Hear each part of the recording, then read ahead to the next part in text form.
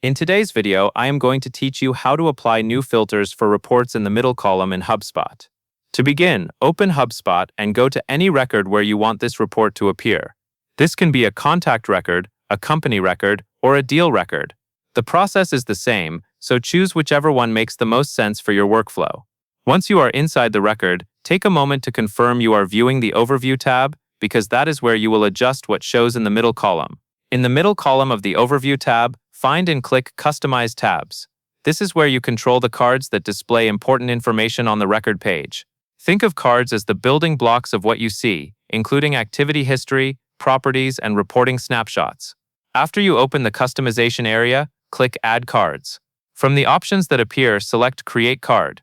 This tells HubSpot you want to build a new custom card rather than adding a standard one.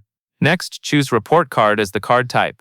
This is important because only the report card option lets you embed an existing report directly into the record view, so you can see relevant performance or pipeline data without switching to the reporting dashboard. Now select the report you want to show on the record. Choose a report that matches the context of the record type you are working in, so the information feels useful and connected. Once your report is selected, click Filter Report By. This is where you fine-tune what the report displays, so it is targeted instead of overly broad. Choose your filter criteria. For example, you may filter by associations to keep the report tied to the specific record you are viewing.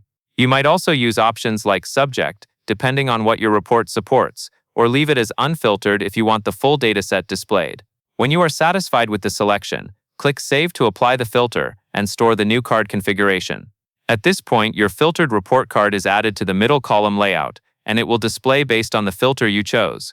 If the results look different than expected, double-check that you selected the intended report and the correct filter type before saving. And that covers everything you need to know.